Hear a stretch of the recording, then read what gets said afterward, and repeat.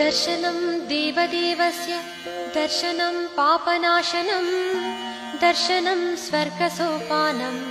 दर्शनं मोक्षसाधनं दर्शनेन जिनेन्द्राणां साधूनां वन्दनेन च न चिरं तिष्ठति पापं छिद्रहस्ते यथोदकम् वीतरागमुखं दृष्ट्वा पद्मरागसमप्रभं नेकजन्म कृतं पापं दर्शनेन विनश्यति दर्शनं जिनसूर्यस्य संसारध्वान्तनाशनं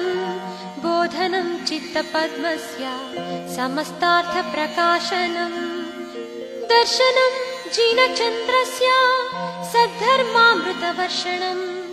जन्मदाह विनाशाय वर्धनं सुखवारिदे जीवादितत्त्वप्रतिदर्शकाय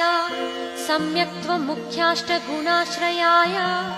प्रशान्तरूपाय दिगम्बराय देवादिदेवाय नमो जिनाय